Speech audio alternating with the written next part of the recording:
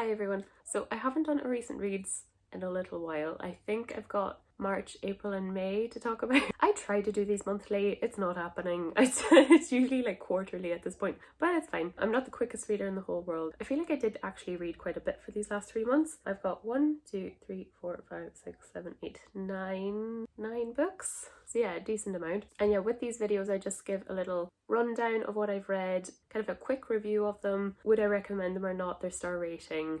Nothing too thoroughly in depth. I try, but then I also do that too. Also, my neighbour's dog is going feral, so if you do hear barking, that's what that is. Actually, the first book I have to talk about, kind of ironic, I'm covered in books, but this book I actually don't have with me because I borrowed it from my friend, and it's Homegoing. I think the author is Ya Gayasi. This was such an interesting book. It reminded me so much of Girl, Woman, Other by Bernardine Evaristo. It's kind of in the similar veins of each chapter is a generation of a family. So with Homegoing, you have two, I believe they're half sisters. It starts in modern day Ghana, but this is set when Africans were starting to be sold into slavery. But one sister is sold off to America to be a slave. The other sister stays in Ghana. Each chapter is a little bit like a short story, and it's following the next generation. So one will be the daughter, the next one will be the son, the next one will be a daughter. It'll kind of go between different genders, go between different family members, different life situations. So it was so interesting. So that's why it reminds me so much of this book, because this book's very similar. This one's a bit more interwoven with friendships as well. Really good book.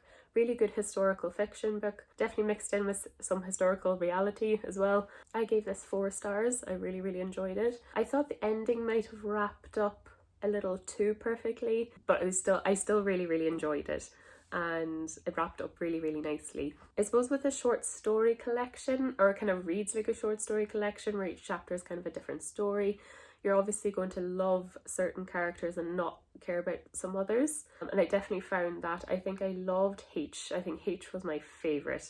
I loved H.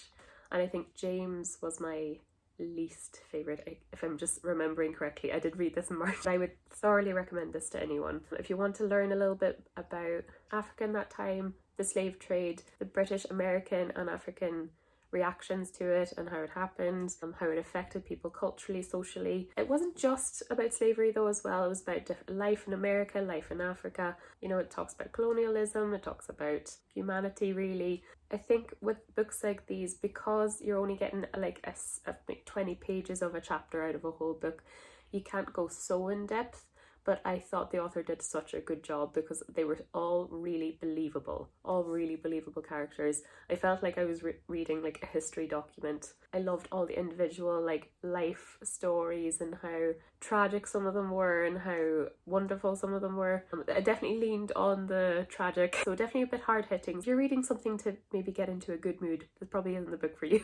But I thoroughly do recommend this, especially if you just want to learn a little bit more. Yeah, I think the author did a fantastic job, and I'll definitely keep my eye out for anything she releases again. But yeah, definitely if you're a fan of this, you'll love Homegoing. I actually think I liked Homegoing slightly more than this. This is written in like kind of like poetry prose in places, where Homegoing was a little bit more typical structured storytelling. So the next book I read actually was a graphic novel. So this is Demon in the Wood, and it's by Leigh Bardugo. The illustrator was Danny Pendergast. This was beautiful. I really love the art style of this. I love the colour scheme. It's got really like purples and blues and reds throughout.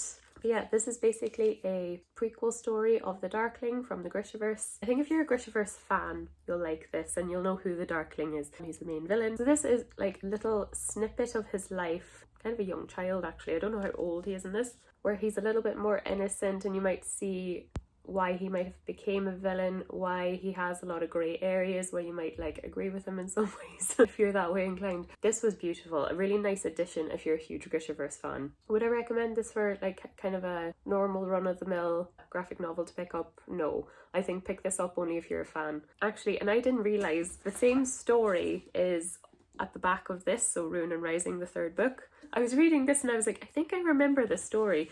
And it is here, it's at the end of Ruin and Rising. But yeah, this is obviously the illustrated version of this story. But it was beautiful, it was fun. I give it 4 stars. I thought it was obviously well written. I love Leigh Bardugo. I think she's the best author ever. I love her. It was beautifully illustrated as well.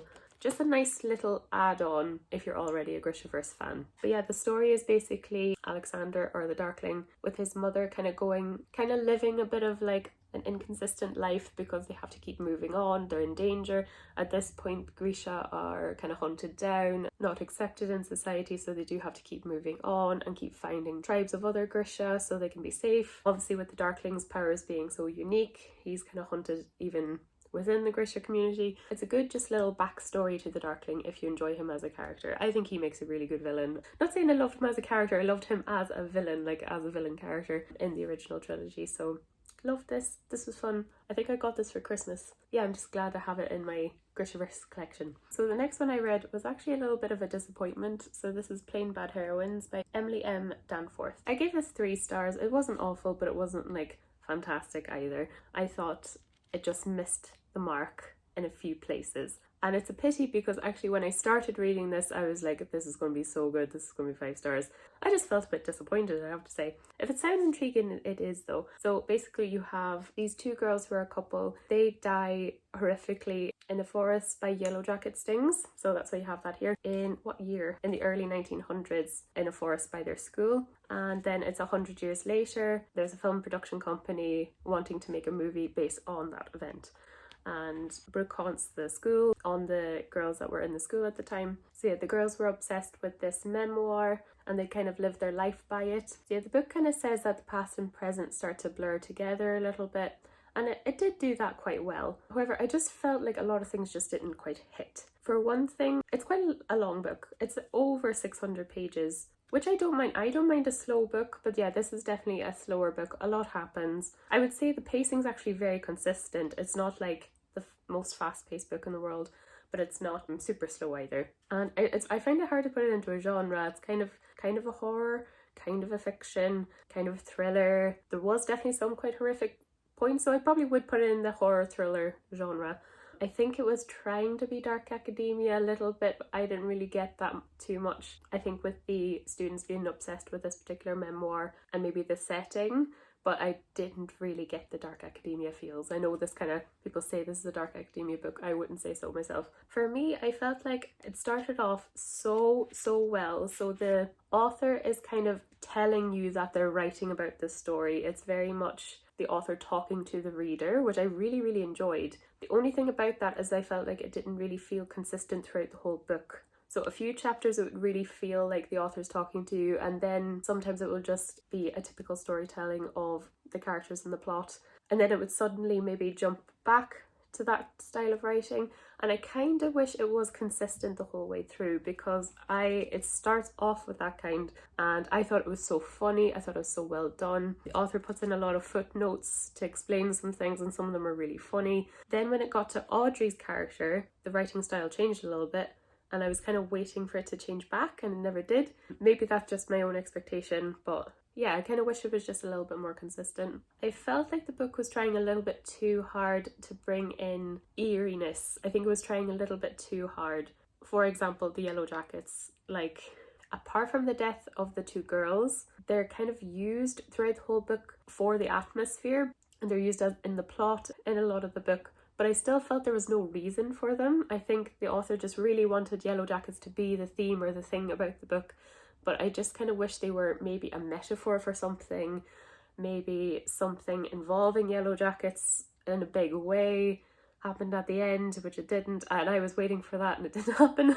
So yeah, it just fell a little bit flat for me. But at the same time, I thought it was a very good, unique story. Another thing about this is not a critique, but every single person in this book is queer. So for me, I actually thought going into this that the 2 girls being a couple was a big deal, and why they had to run and hide into the woods, and why maybe they were possibly murdered or something like that. But because it's actually deemed normal in this book, that wasn't a big deal. That's just the type of book this is. So that's just a misconception I had going into the book. I did quite like it, but I think it just left a little bit of a disappointing taste in my mouth at the end. I was kind of wishing it would be a bit more satisfying, but there's definitely kind of ghostly elements to it nearly. I felt like some of the characters were a little bit one-dimensional. I thought there's a character in here called Harper. I feel like her personality was being a lesbian. I think the author tried to bring in depth about her mother and her family situation, but again, that didn't really quite hit. I did quite enjoy Audrey. She's kind of an up-and-coming actor. She's the daughter of an actress, so she has a lot of pressure. I thought she was a very believable character. And then you have Merit, who, this is very confusing, she wrote a book about the deaths, and then the movie being created is about that book. And Merit is the author on set of the production. And she's quite an unlikable character, but I think that's on purpose. So yeah, you're not really rooting for her at any point. Well, I wasn't anyway. Yeah, so I think like some of the characters, maybe apart from Audrey, you have like the historical characters as well. You have the school principal and her partner. I didn't feel too attached to them either. So I think there's something about the characterizations in this book, and then maybe just what I was expecting in the plot didn't happen. Just made me give this 3 stars. That being said, I think other people would really like this. But yeah, definitely if you like kind of a horror thriller book, this is definitely for you.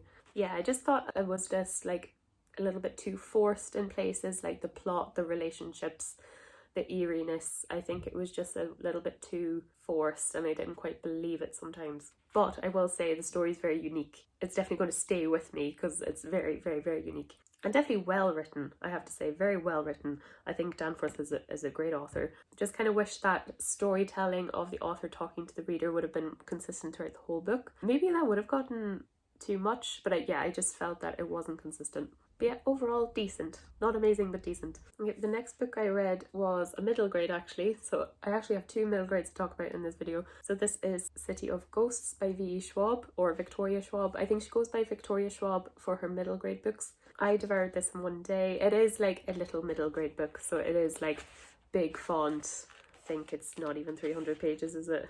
280. So I did devour this very quickly, and this is the start of a trilogy, but it was just super fun, just super fun. So you have Cass. She had a near-death experience, and because of that near-death experience where she was kind of in between life and death, now that she's fine and alive, she can actually see the dead, so she can see ghosts. Through this experience as well, she meets Jacob. So Jacob is her ghost friend, who's her best friend, and Cass's parents run this actual ghost hunting show. So in this trilogy, Cass and her family go from different cities, like the most haunted cities.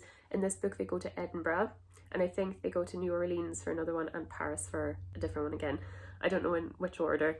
But this one was set in Edinburgh, and I lived in Edinburgh myself for 3 years, so it was so fun reading a book about Edinburgh. When she's talking about Mary King's Close or Greyfriars, I know what she's talking about, and I can picture the setting in my head very, very well. So I think that's why I kind of loved this. Yeah, Cass, when she goes to Edinburgh, she meets another girl who has the same ability as her. So she's kind of like learning what she needs to do, how to use this power. What does it mean? How can she stay safe? But it's so much fun. It's very high stakes as well. It's a lot of drama. It's a lot of action. Lots of near-death experiences. So it's very jam-packed, really entertaining. I definitely think anyone would enjoy this, any age group. This is targeted for middle grades. I would say, I don't know what age she is. Is she 12? She's not quite a teenager yet. I can't remember her age. But yeah, it's so fun. It's so well written. It's V.E. Schwab, so of course it's well written. I adore Jacob.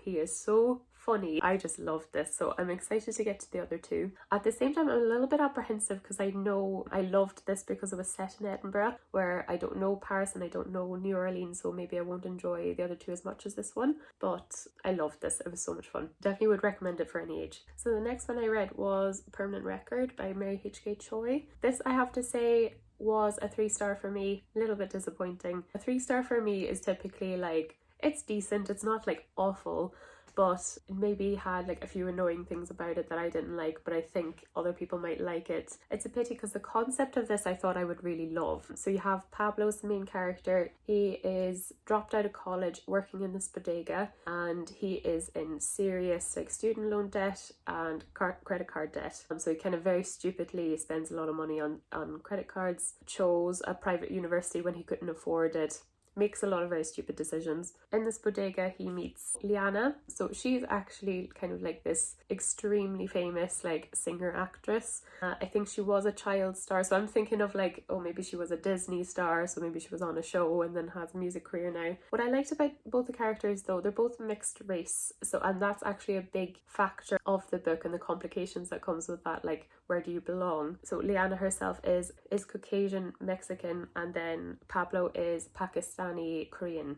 Actually, there is a point of this where Pablo goes to Korea and he doesn't feel like he fits in at all. He thought it would feel like coming home and it doesn't. So that might be something, if you're mixed race yourself, maybe you might see yourself in this book. I'm not myself, so I didn't really identify with it, but definitely a good point of this book was that kind of identity, who am I, who do I belong to, that subplot was very, very good. The thing is, I didn't like about this book, I think a lot of like really unrealistic things happened that make no impact to the story whatsoever, like especially at the start. Like I think Pablo's younger brother, he gets expelled for selling sex toys at school. Pablo mentions that he was a meme. I think he was internet famous for 15 minutes and then it's never mentioned again. It's some just really random things were kind of thrown into this book that made no impact to the story whatsoever. I think the only point of that was that Liana would kind of maybe recognize him for 2 seconds, but I don't know, I just thought those kind of things were a little bit silly about the book. I really didn't like the dialogue. I thought it was super cheesy. The romance itself I did very much believe though. I thought it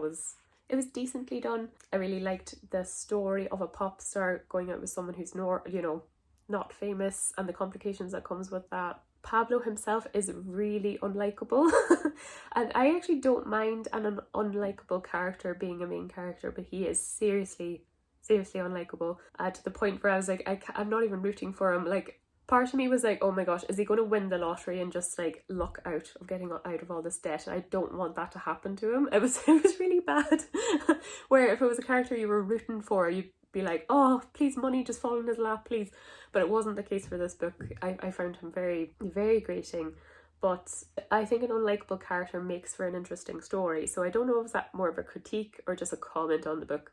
Yeah, there was parts of Liana's story, especially when things are explained at the end, that were kind of like, okay.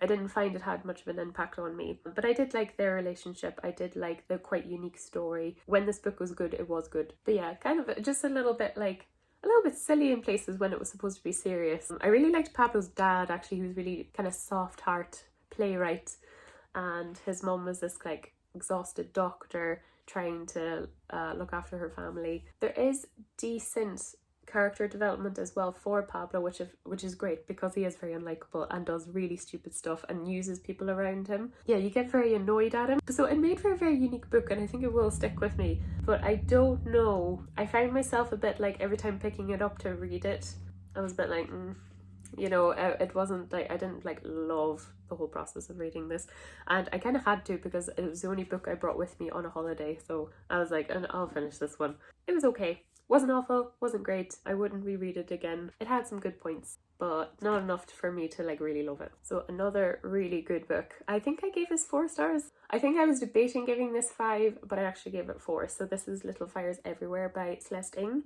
I have to say, I think I ruined my reading experience of this because I actually watched the show. So it's a Reese Witherspoon show. I think she actually produced it. We have Reese Witherspoon playing Elena. As I will say like quickly, I think the show, the ending was better. I felt like they definitely changed some things about the ending versus the book, and I preferred the show. But there was actually things about the book I preferred over the TV show. This is so much fun.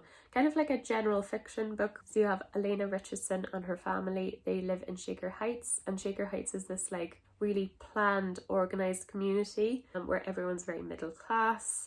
There's rules about putting your bins out, mowing your lawn. It's very, very stringent. Yeah, very put together kind of planned community. And Elena has like 3 children. So Elena has this like apartment that she rents out.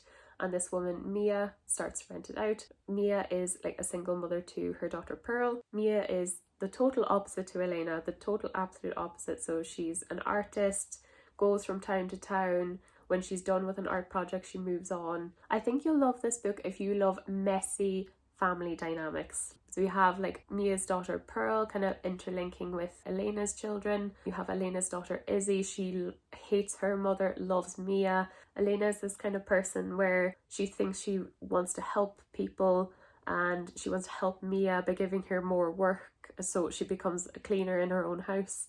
It's so hard to describe the story without spoiling anything because I really don't want to, but just a lot of drama happens, a lot of explosive fights happen.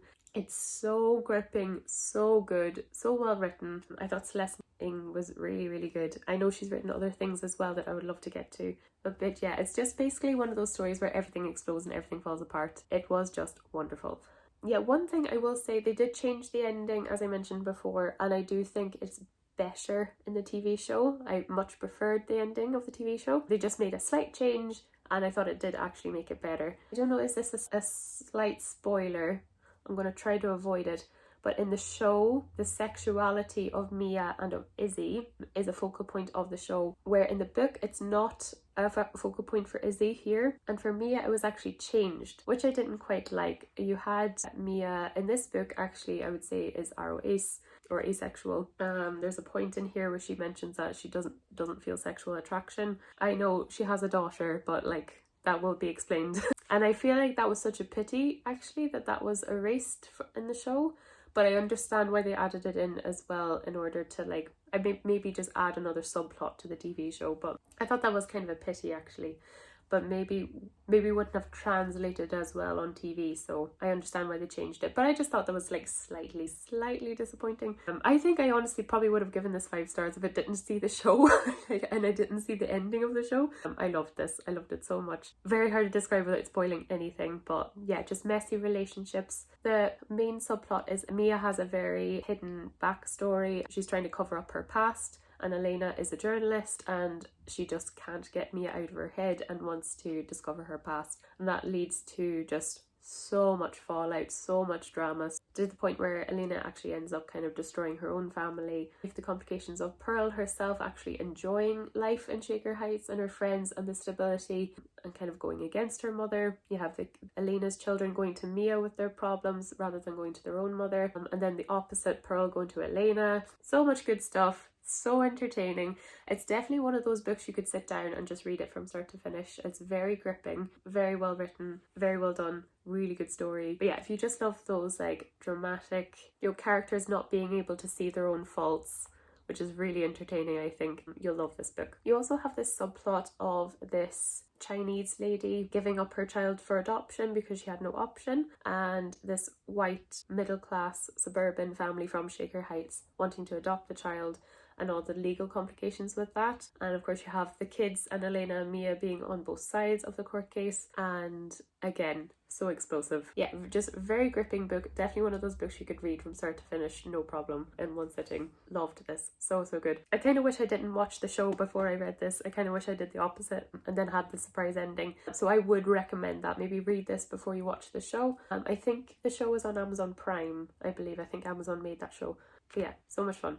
Really, really good. I have another fantastic middle grade to talk about, and this is Nevermoor by Jessica Townsend. This was a straight 5-star for me. It was so fun, so much fun, so well done, so well written. It's crazy because I do feel like middle grade sometimes can be the best written books, and it doesn't matter what age you are, you can really enjoy them. Like, one of my favourite series of all time is a series of Unfortunate Events, which is middle grade. This just blew me out of the water. This is so good. So this does get comparisons to Harry Potter, and I do see it. I do see where maybe Townsend would have maybe put the blueprint of the story to be Harry Potter a little bit. And I think if you're a fan of Harry Potter, you'll probably like this, but still, it's a very unique story. I do think, and I really hope actually, that this is going to be quite a long series. I suppose children reading this will grow up with Morgan, because Morgan is 11 in this. I think the author is planning like 9 books in the series. I think 2 are out, and I think the 4th one is coming out in September or October, I think. And I really want to get into the series.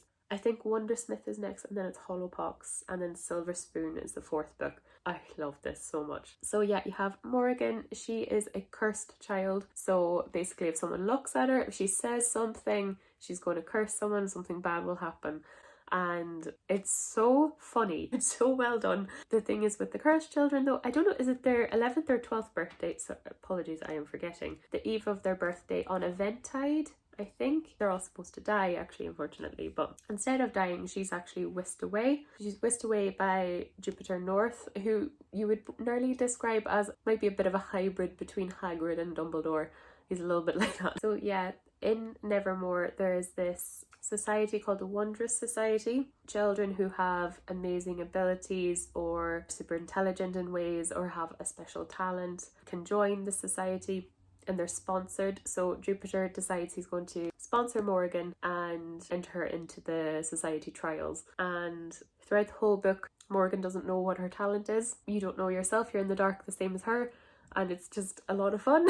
I love trials as a plot point. I think I love that in books. I loved it about The Goblet of Fire. I loved it in A Court of Thorns and Roses. There's a trial element, Hunger Games, stuff like that. I love them as a plot, and this book is that. It is just trials throughout the year, but this is just like so whimsy and magical in the best way. It's not in a corny way. It does feel like you're in a magical land, and it's very believable. So yeah, Morgan lives in this hotel, this really magical hotel. She becomes friends with another candidate called Hawthorne, and he's like super fun, super mysterious, definitely a little rascal guy. You have Jupiter's his nephew, I think, is it Jack? They don't get along, and just their dynamics are really fun. But this is just, it's a fun book. It's just so much fun. It's whimsy, it's entertaining, it's well written, it's just escapism at its finest. I'm just so excited that this is a long series. I'm really excited to get into this world. I'm excited that it's going to be going on for a couple of years as well. But yeah, it's definitely one of those middle grades that anyone can read of any age. But yeah, definitely believe the hype of this. It's amazing. Definitely, if you are a fan of Harry Potter, you will like this. The similarities are they're there, but they're very subtle. It's not a Harry Potter copy. It's definitely its own thing. It is really good. The ending will keep you on the edge of your seat. The comedy is really very slapstick. It's hilarious, great characters, just a lot of fun. Yeah, and can't wait to get to the next one. I'm just noticing I read a lot of the good books towards the end. The next one I have is Babel. So this is by R.F. Kuang. I got this beautiful edition from Fairy Loot. Oh, I loved this book. I loved it. This is definitely another 5-star for me. I don't even know where to begin with this book. It's definitely so unique and so on its own league. I rated this 5 stars. I maybe rate it like really 4.75, but I like thoroughly enjoyed every second of reading this book. So this is set in the 1830s, I believe, in Oxford. This setting though is like kind of a fictional universe. So you have, maybe I wouldn't say fictional, more like magical realism. So you have like silver working magic within our own world. So you have the real Oxford, you have Babel Tower, which is of course made up. This definitely reads like a literary fiction book more than a maybe fantasy fiction book. I actually might take the dust jacket off so it's not so shiny in the viewfinder. Oh, such a pretty edition. I love it. So you have the main character is Robin Swift in this. He's a Chinese student. He's taken in by this professor and he's raised by him as a child. He's been tutored his whole life to enter Oxford so he can be a languages student in the Tower of Babel. The magic system kind of operates on the inability to fully translate from one language to another, if that makes any sense. So a silver bar, it might have a Chinese word and an English version of the word, but when the word can't be totally embodied with the English word, the magic in the silver bar is more powerful. The word will like cause the type of magic for it to work as well, if that makes sense. And then some of them are quite basic, so some of them are to make carts go faster or for gardens to grow. Some are for ships to go faster or ships to stay safe. So yeah, the main thing about this book is colonialism. And that point is very on the nose in this book, and I think that's why I knocked it like a little bit. I think the point that Kuang is trying to make is that colonialism is bad, and that is kind of nearly shouted at you. So that is kind of the point of the book. Just for me, I found it a little bit just too on the nose. I think Kuang nearly just explains it to you rather than you trying to kind of find out for yourself by just reading the book. An example of this is the Robin and the group of students go to Canton, and you can see the English buildings being built along the Chinese coastline, and it looks horrendous. And there is a line that says more or less, it looked ugly. It didn't need that line. It didn't need to say that, because I can see from the description that it is ugly. So that's the only thing about the book. I just felt that I was like, okay, I don't need to be told I know it's bad. That was probably my only slight, I wouldn't even say that's a bad thing about the book. I would just say that that's what this type of book is. A lot of literary fiction can be like that, though. I definitely found that with Beautiful World, Where Are You? Can you see it here? About capitalism. Like, it's very in your face. The author's making a point and I'm like, okay, I get it. But even though it was like that, I still really enjoyed it. I thought the commentary was fantastic. I thought the characters were great. Wong's, I feel, direction for this book was the plot rather than the characters. So the characters are used to further the plot more than this being a character-driven story. I generally prefer character-driven stories, but I still actually love the characters in this. So you have Robin, who's been kind of like alone his whole life, meet the other language students. So you have Rami, who had a very similar upbringing to him, was taken from India, brought up in the UK to work in the languages department. You have Victoire from France, and then you have Letty as well. So an actual British girl who is just a whiz at Greek and Latin and other languages. So yeah, it's a very like kind of gut-wrenching story. It's definitely very dark academia. I think if you love those kind of dark academia atmospheric books, you'll love this. It definitely has that feeling. You can tell Kwong spent time in Oxford. I think she did study there. You do feel like she knows it inside and out, and you feel that on the page. Just like the kind of gloomy English weather, kind of English like pastimes, kind of the mad studying that they do. It's definitely very dark academia, and it definitely does have that feel. You have like secret societies and all that, so if you're a dark academia fan, you will love this book. You will really like it. So yeah, it is quite like gut-wrenching in places. So you have Robin and the students all really enjoying their studies, enjoying each other's company, like love each other as friends, and basically everything just goes belly up at the end. So Robin just I don't want to spoil anything, but he just encounters another ex-student, will I say, finds out about how the UK is taking over the world with silver working, how it's kind of destroying languages and cultures. The fact that Robin and his like cohort have access to this, they are like very useful to the society. So yeah, it's definitely Robin coming to terms with like everything that I've built up and lived for is kind of a lie. It is gut-wrenching, and you do see the two sides of the story, and you have definitely different characters go like, well, this is what you want, versus like what's right for everyone else. It definitely is a battle of like what's right for you versus what's right for the general population. Violence is a big point in this, power and power dynamics, colonialism of course. So yeah, definitely a bit heartbreaking, very dramatic, very well done, beautiful setting, beautiful storytelling, very well written. I loved this book. I really loved it. But yeah, definitely I think just going into this, just kind of expect it to be a bit more of a literary fiction book rather than like a fantasy realism book. That being said, I heard a lot of reviews of people saying the silver working wasn't a big factor of the book, and I was like, I totally disagree with that. I feel like the silver working was integral to every chapter. Yeah, I loved this. 5 stars. I would reread it. I would love if this was made into a movie. I think this would be so cool. But yeah, there's definitely like, with every dark academia, I feel like there's always like thriller aspects. Very on the nose, but I did love it. I don't mind a bit of like someone shouting a point at me. I still like really loved it. Okay, I think I'm on my last book. This is actually another middle grade. Is it a middle grade? I read a lot of middle grade. So this is Howl's Moving Castle. This is by Diana Wynne Jones, and this of course is the book that inspired the Studio Ghibli movie, which I watched during lockdown and I loved it. I really enjoyed it. I think going into this, I wasn't like totally aware of the story because it was a couple of years ago when I watched the movie, so like some points I forgot. At the same time, I was told, again, other reviews saying that this is totally different from the movie. I would actually say this is actually very similar to the movie with maybe just a few changes. Definitely all the main concepts are the same, but yeah, definitely the elements of the story are very different. So I think if you're expecting this to be the same as the movie, it's not, but it does actually have a lot of the same features to it. So in this as well, like you kind of have the same story. You have Sophie, who's cursed by a witch to look like an old woman, so she goes from 18 to 90. She feels like she needs to run away away from her town because of this, so she tries to enter Howl's moving castle. So Howl is this kind of notorious wizard.